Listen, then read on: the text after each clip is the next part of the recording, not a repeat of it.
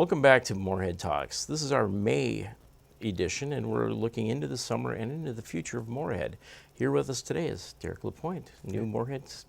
What do we call you, the Moorhead Development Manager? Or? So I am the president and CEO of Downtown Moorhead Incorporated, excellent, a private nonprofit looking to revitalize downtown Moorhead. Well, and that's your title somewhat spells out, but what is it you're planning on doing or trying to do? Well, really, we have a group of about 15 board members right now.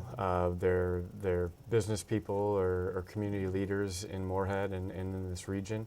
And really, it was them that were taking the stance forward of saying we want somebody to focus on reviewing policies, being that promoter, being that communicator for the city to really revitalize the downtown.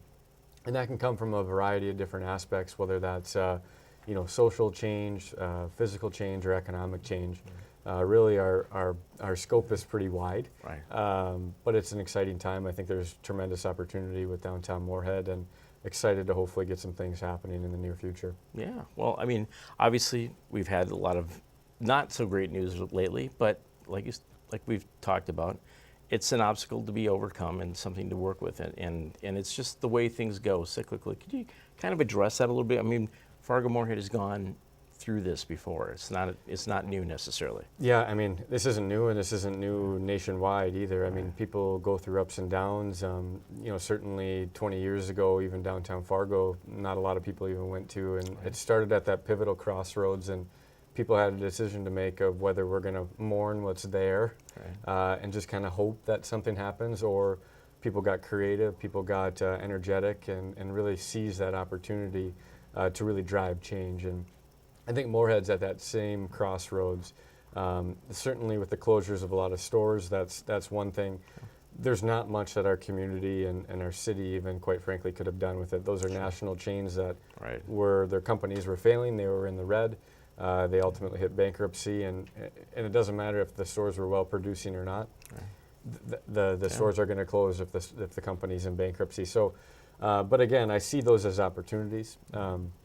A lot of those places are privately owned, so from a city standpoint, we can only hope that we can work with the developers and see if we can come about change and come about different idea generators. So far, it's been that way. It's been positive. A lot of the developers are willing to have a conversation and be open and discuss what could be.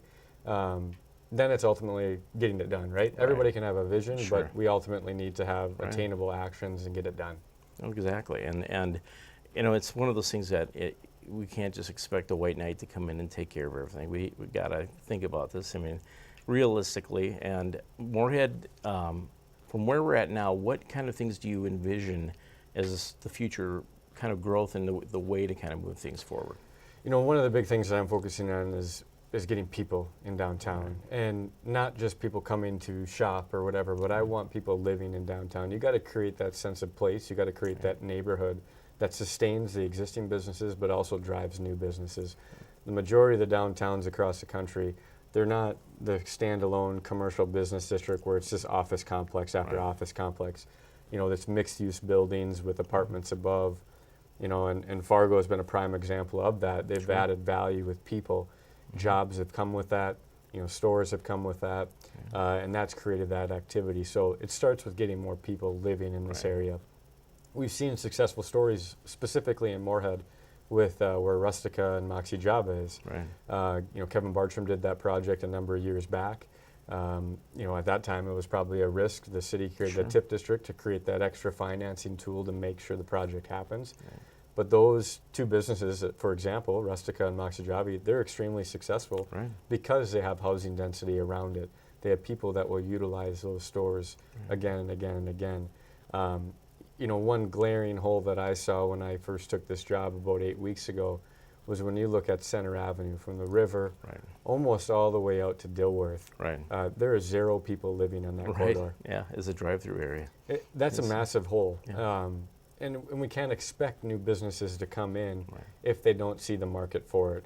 It's simple math, and we're looking at economic policies. I want to create this level playing field. You got to look at the communities around you, whether that's Fargo, West Fargo, Dilworth, Barnesville, Detroit Lakes, all these areas that are around us. we're competitive. Right. And as long as economic incentives exist nationwide, we're going to have them. I mean, Right. it is the reality of it. It creates competitive markets between the two. So we need to seriously look at those policies and make sure we're on the same playing field. Would some of that have to do maybe also with border states regulations and things in Minnesota? I think there certainly is some state components to it, and I'll be working with the state, obviously helping with the city to lobby for changes. Right. My biggest thing is the state is one thing, but you can control certain things locally. Sure. And we got to make sure we control locally first. Right. Once we do that, now we can set the table to go into the state and really kind of have a great argument. But there's a lot of things locally that right now we aren't on the same playing field.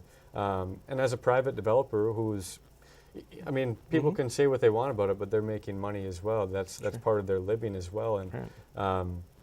if one area is more restrictive than another, the You're gonna majority of go, the people right. are going to be in the less That's restrictive basic area. business, yeah.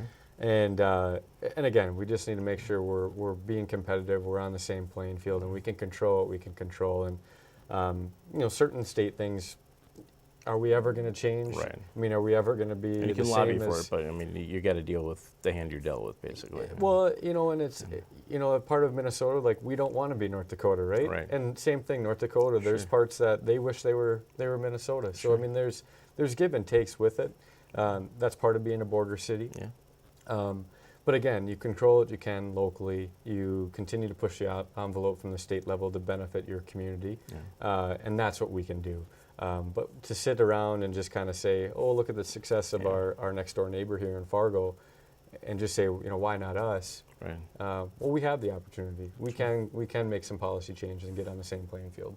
And even Fargo can look west to West Fargo, and they certainly do things differently there than Fargo, and which is why they're seeing a lot of development there because of lesser taxes and other policy issues and liquor Yep. licensing and all that sort of thing. What are some of the things you see?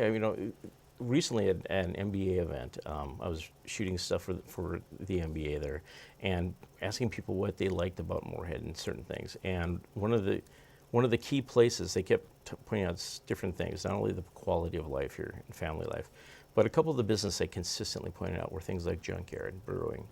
And it was interesting hearing that because I would expect that now, but I remember 10, 15 years ago, it might have been a very different list of stuff. Is that a good example of some of the kind of a little more out of the box thinking of trying to attract that kind of business and get them going here? It certainly brought some nightlife back to downtown Moorhead. Right. I think it, craft brewing has been Sure. a major trend again Right. throughout the country as well. And you see it in Fargo, you see it here in Moorhead, and specifically they drive a lot of traffic, and they create that activity center longer into the evening, which is great. You need that 18-hour city center Sure. that's not just people working, not just people Right. living, but you have that mix of everything. So, certainly you have to look locally for businesses that can come in and sustain and be helpful. Right. But also, I think a major draw that Moorhead has is we do have the Hornbachers in our Right. downtown. We do have a historic Dairy Queen, Yeah. a Walgreens, things like that downtown Fargo doesn't have. I mean, Right. to get a toothbrush somewhere, where are you going? That's true. Fargo, Prairie Foods came in finally down there, but their closest thing was, grocery store was in Moorhead, actually. Right. They're, So we got a lot of really great assets. We got the river that's beautiful. We got it flood protected without a wall. That's right. Which is a fantastic yeah, thing. some more river development. I could see that being a big plus. Exactly. So I think we have a lot of great bones already. Now it's just filling in the missing teeth, right? We have a lot of parking lots. We have a lot of underutilized just parcels in general. Sure. So how do we catalyze those individuals to either expand or control again what you can control locally, and maybe have some city-owned property that goes out for requests for proposals, and you start getting some development that you want. Sure. What's some of the things that you're gonna?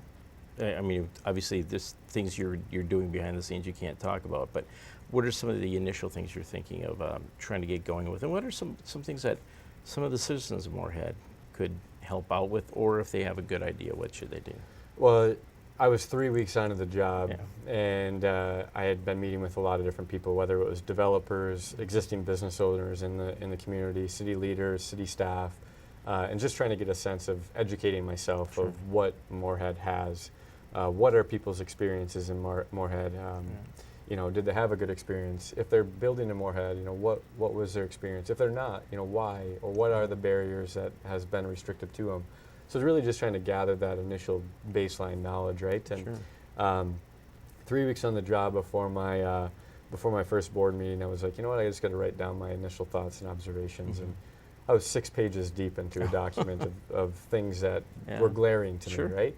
And not to say that I know it all or do No. anything like that, but it's ideas, and it's ideas that we can have that conversation with, and it's a starting point. You know, eventually we need to have a strategic plan. We need to think long term. We need to figure out that vision. We also need to have an attainable action plan that we can get it done. Right.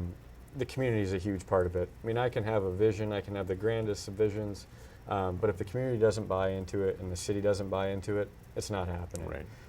So the people that make up this community need to be a huge presence on getting this done. There's going to be a lot of opportunity for public engagement. I think there's you know, opportunities for a downtown master plan that we have some money set aside from the city. Actually, about a year and a half ago, they set aside some money to do a downtown plan that our organization will lead. So I see a lot of opportunities of engaging the public at that point. You know, I want to look at policies. I want to look at zoning. I want to look at all these things to make sure, again, that we're on the same playing field. Sure. And again, generate that excitement as a neighborhood. Get the people here that'll utilize this space and draw that energy in from the community. And, you know, for our downtown to be successful, the whole community has to be successful too. Sure. So whether that's businesses or restaurants or whatever it may be, Right. you know, we need a strong community to sustain our downtown. Sure. Are you looking at doing any public information meetings at some point, or putting some kind of initial plan together and seeing how the people react to that, or doing it, you know, just like Q&As kind of thing? Or You know, initially I've been reaching out to a lot of different people. I haven't gone full general public yet. I mean, a lot of people have reached out to me, and I've made the time for them, and they certainly can do that too. But initially, there's things that I wanted to control because they were so glaring to me that I wanted to just see if I could break down right away. Others, there's with this downtown plan, before I can even set a vision, I want to make sure I'm talking to the community. So whether it is an open house where we can kind of gather ideas, or we do some type of event tied into a farmer's market or whatever it may be, you know, we can try to figure out what people want and what people are truly needing for this community. Certainly, there's social media presence. There's been a lot of people that have reached out to me via social media. I think there's a page that talks about, you know, if you grew up in Moorhead, remember when, and there's a lot of posts of what people are looking for on that. So, you know, I'm doing that initial streamlined kind of baseline knowledge, but there will be times for getting people in a room, having this conversation, and it's already starting to happen. I mean, the city has. We talked about Center Avenue, the project that's upcoming for 2019. A lot of people in the room just last week talking about, you know, what Center Avenue should look like and how that drives business and new business as well as supporting the existing businesses. So there's been that opportunity where a lot of people have had that conversation, but certainly we'll open it up much more broadly when the time comes. All right. Well, what are without getting too much into the weeds on that, what are some of the things we may have talked about some of them already, but examples of some of the glaring issues you see? Well, again, I think the housing is a big one. You know, making sure we have people. And I don't want to get into the specifics of it, but because we'll unveil some changes when the time comes, and we're still vetting them through the city process. But you know, they're just from an economic standpoint and some others. I mean, we're evaluating all the different cities around us and just making sure that we're running scenarios of what projects have received, what made projects pencil out, working with developers locally here as well as regionally to figure out the current market conditions and what is driving their business, and again, how do these projects become feasible financially for them? Because a lot of people, as much as we want to see somebody just come in and out of the greatness of their heart just build and take no profit off of it, it's a hard thing to do. I always wonder when people have that attitude, because I mean they wouldn't work for free either. This is their business. They have to make some money in order to keep things going. That's basic economics. So I'm always surprised that people have that kind of idea that this should just be an egalitarian procedure. It's not. I mean, people need to make a living, and they need to pay people as well. It's it's Yep. the way it works. Well, and a lot of people don't understand either, as when a lot of these developers, when they go in and they do a project and say 20 years down the road, they sell that, Right. they take that capital and they put it into another project. Right. So they're constantly reinvesting their money in your community. And you want to create a business-friendly environment where Right. these people are coming and they feel that they can continue to invest in your community because they see the growth potential, and they've also had a pleasant experience and they see the vibrancy that it's creating. So, the other thing that we're engaging pretty heavily is the arts. Right. it- You a lot got of Theater B just relocated down here. Theater B's relocated. A lot of people don't understand the economics of what art does to a community too. So Well, if people go out for an evening, they're going out to dinner, they're getting gas, they're stopping at other shops, Yep. they're spending their time there. They're possibly thinking of relocating because of the cultural experience. They have to think a little bit about it, but I understand that where a lot of people have put the arts on the side, where it's a nonprofit thing a lot, and so that usually means no money to a lot of people. But yeah, to build Fargo's talking about building a performing arts center Mhm. at $50 to $60 million, Yep. which seems like an incredible amount of money. In which we have Moorhead State, Minnesota. Well, I went to Moorhead State. Yep. It's still Yep. Minnesota State. With but we don't have a Chester Fritz here in Fargo, Yep. which is what we really need. Moorhead would be an ideal spot for something like that. Well, Whoever gets one is going to generate. And I pushed that. That was one of my first questions Sure. that I asked a lot of the city leaders and some of the community members when I first started, because, when I was with the city of Fargo, I worked for the city of Fargo. I was in their government, did a lot of the downtown development for them. Was hands-on with a lot of that stuff. Sure. But I never understood why a West Fargo or a Moorhead didn't say that they were interested Right. in the Performing Arts Center. You don't have to say how or how Right. much or where, but just say you're interested. Right. Certainly, there's more money for the arts with the state of Minnesota than Right. there is with the state of North Dakota. Very much so, yeah. So That's there's a one reason huge why Theater opportunity. B is here. Yep. When I interviewed Carrie, and that's one of the main reasons why they came over, because there is a lot more Absolutely. support in that respect. And people don't quite understand that it's not your ticket sales Yep, that pay for that theater to be around. It's a lot of the other things that go into it. absolutely. So I think, whether that happens or not, I'm hopeful that we'll have some city leaders, and we have the newly formed Arts and Culture Commission here in Moorhead, and maybe there can be a stance, and we can look at some different things to see if we can make something viable. But to just completely throw it out the window and let maybe another community take that, I think is not doing a service to Right. our community, specifically our residents here. And no doubt about it, it would be a draw. Whether that's in downtown or somewhere Or else somewhere, in the community of Moorhead, but I'd love to see it in downtown, Yeah. or Well, at least we close have- to the river and build off of it. Blue Sim is a good example, and people Yep. just have to think how it started off and where it is now and where it's growing to. Yep. That it has things constantly going through the summer and fall months, spring, summer, and fall months. So, that's another thing to consider. And to me, it's always unusual, like you said, that not every single option is on the table. Yeah. Everything should be on the table. Right. And we're talking about the next 100 years in some respects. That's right. And it's something that we have to consider, and why not think about it at least? Yep. It doesn't hurt to think about it. Or at least have the conversation, right? Right. I mean, again, there's no financial commitments, anything that has to be involved with it, but it's getting out in front of people and sharing that you want to be something different, Right. that you're eager for growth and change. And you may have a lot of people in this community that may step up from a donor standpoint, or we have the great colleges here. Right. I mean, this is a college town. Right. Maybe there can be some endowments from those universities. Right. And now we're thinking of this could be a feasible project rather than Sure. a fantasy. Right. But again, if people aren't in the know or interested Right. or know that the city is wanting to at least discuss it, where do you go from here? Right. Yep. Well, it's a great idea, and there's a lot of ideas similar to that, I'm sure. And I'm sure you're being inundated with a lot of people having a great idea or something, and they want to chew your ear off Yeah. for a little bit. Which, obviously, that's the stage you're in right now. If people do want to get a hold of you, how do they get a hold of you? So we have a social media presence. So on Facebook, Downtown Moorhead Incorporated. That's our Facebook stuff. And we'll have it right on the screen here. Yep, I do. I do have a personal email people can reach out to. So for our company, so it's D Lapointe LAPOINT at dtmoorhead.org. Feel free to reach out to me via email. Be happy to follow up with some conversations. But there's been a lot of meetings. Yeah. I think I've had about 250 meetings here in the first 8 weeks, and but it's great. I keep telling people, if people weren't willing to meet, I'd be worried. Right. It's been overwhelming in a good way.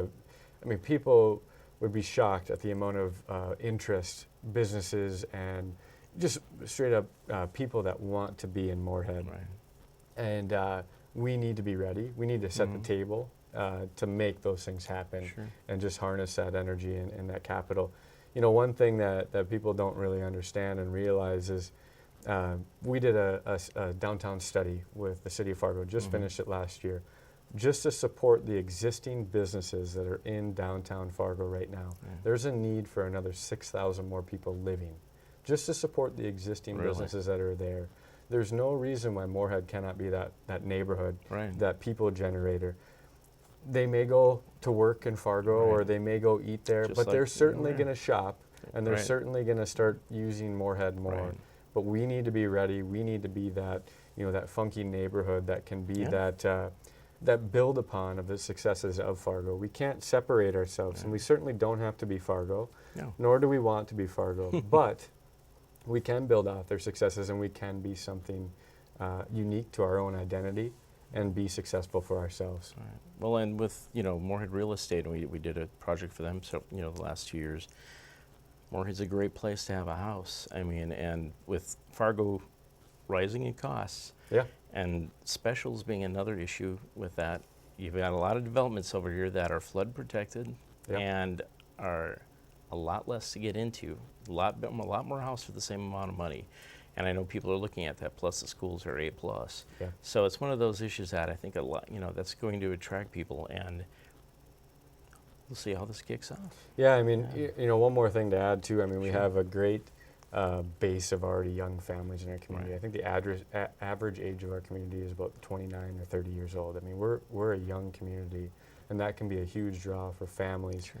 And again, it's all about creating places and spaces where people want to be. Families, college, elderly, you name it. We need to create this environment where all people feel comfortable. It's not just tailoring one specific group. And I think we'll continue to see that blossom. But it's all about building momentum. When I came in, tremendous momentum with this idea of revitalizing downtown Moorhead. We've already seen some great projects that are happening. A lot of people don't see them because they don't get a whole lot of press, but there's some big time projects that are happening. And now we just got to keep building on that energy, keep building on that momentum, and eventually things will start happening. It took 5-6 years before Fargo really took off, in the early 2000s to mid-2000s. The climb up. And I remember the 70s, what it was like. Yep. It was very different. So, I mean, people just got to you got to start somewhere. Got to start somewhere, and got to be a little patient. That's takes time.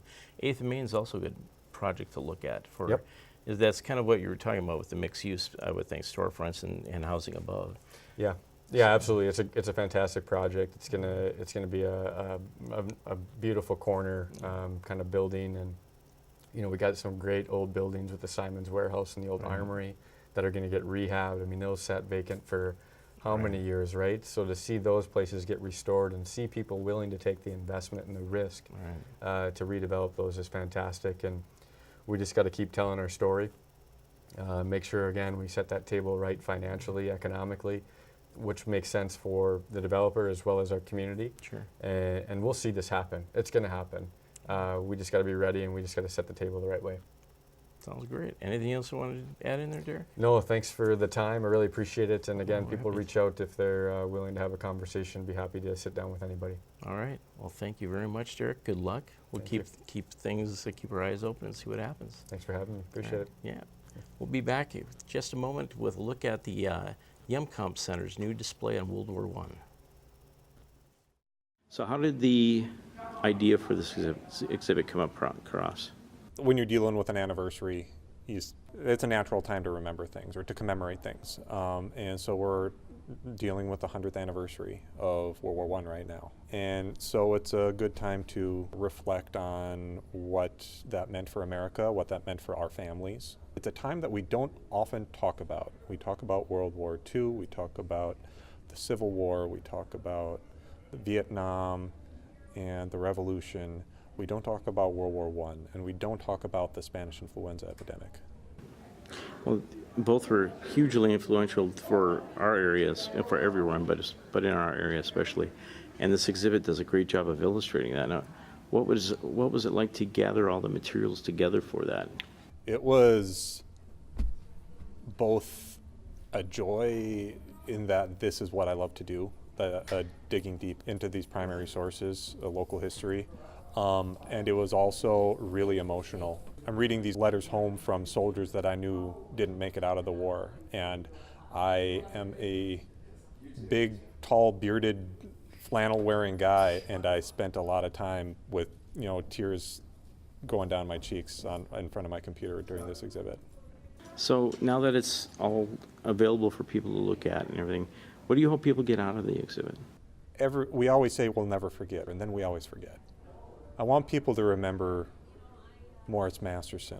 I want people to get to know Eugene Studlian. I want people to shed a tear for John McGrath and for their families, what they went through. I spend a lot of time with these guys when I read the diaries of these families and their letters and study what happened after the war. It's really emotional. When you just study World War II, like I'm a World War II buff, you study World War II, and one of the great follies that we learned from World War II is that we can't hide away from the rest of the world, and we came late to the war. Some people argue that, but then when you go through with these families who lost their sons in World War I and who saw that the war to end all wars, it did not end wars. It didn't even stop the wars. The wars never stopped. It just led to a new war. Well, this is certainly an incredible exhibit, and give us the basic information. How long is the exhibit up for, and how can they come and see it? It's up from now until 2020. Yeah, we'll have programming and events for the next 2 years commemorating this war and the flu. And this is the 100th anniversary of our entry into World War I. 100th anniversary of our entry into World War I was April 2017. So this fall, 2018, there's the anniversary of the biggest battle in American history that no one's ever heard of, the Meuse-Argonne Offensive, where half of the Clay County soldiers died. Half who died in the war, 64 soldiers died in the war. Half of them died in the final 47-day offensive, either of influenza, which was hitting at the exact same time as the Meuse-Argonne Offensive. We should take the time at that time to learn a little bit about it. And then, of course, we'll have a commemoration of the 100th anniversary of Armistice Day, November 11th, this Veterans Day. It's a perfect time to just reflect on what these people went through and celebrate the peace, the end of the war. There were two great sources of information and two really compelling stories of two families. So we just thought that we would kind of focus on those two families throughout the exhibit. The Masterson brothers, twin brothers from Barnesville, and wherever you see a green panel, that's the Masterson brothers. Morris Masterson and Kenneth Masterson, both were enthusiastic, jingoistic supporters of the war, and eager recruits, and both went over to France, and both became disillusioned in the trenches, and both were wounded, both were decorated for bravery. And we have all of their letters home. And then there's the Thortvedt family, Norwegian pioneer family, that were actually anti-war, and were trying as hard as they could to get their son Goodwin to not get drafted. But he went anyway, and he went over to France, and he was wounded. The Thortvedts are really interesting. Okay. Levi's the dad, Ingeborg's the mom, both Norwegian immigrants. And they had a bunch of kids who were, the oldest at this time was 32, the oldest son, and the youngest was 14. Of those sons, Goodwin Thortvedt was the one in danger of being drafted. He's 30. And the reason that we picked the Thortvests is because we have 3 diaries from this family and several photo scrapbooks. We have a lot of documentation of the family. Few families in Minnesota history have documented their lives as well as the Thortvests did, and that's all in our museum. And they're actually anti-war. They don't think that that the war should be their problem. You know, they think this is a war for England, and also this area here, Clay County, the Red River Valley, Minnesota and North Dakota, northwest Minnesota and all of North Dakota, have a tradition of radical farmers. And they are definitely among them. The big thing going on at this time was the NPL, the Nonpartisan League. This is the Red Cross section. The Red Cross they were everywhere. It was the most important civilian organization in the war. So they teamed up with the United States Army to create hospitals. A lot of volunteerism, especially by women. This was a way for women to be able to have an important role in the war at a time when women weren't often given important roles. We just made this map over here where I don't expect anybody to read all this, but it's just like it's just a forest of activity. There were that many Red Cross chapters that I know of, you know. There might be more. And doing a variety of things like knitting. Knitting and sewing was one of the most important things. Knitting sweaters, socks for soldiers, bandages, things like that. All throughout the exhibit we have these quotes. All these are local people. All these quotes. Nice. Rose Clark, she's a Barnesville nurse, and she went over to France, and we'll meet her again up on the front lines of France. So I like the cake.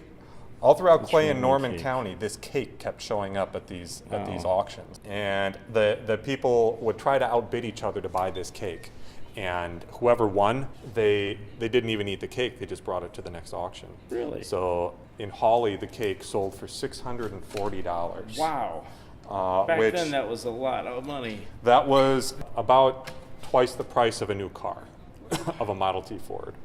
The Gopher Gunners, Maurice Masterson joined the Gopher Gunners, and that was the 151st Field Artillery. That was kind of the National Guard unit up over in the Twin Cities. He's going to the U of M at this time. Yeah, and so they become a part of the 42nd Infantry Division, which was nicknamed the Rainbow Division.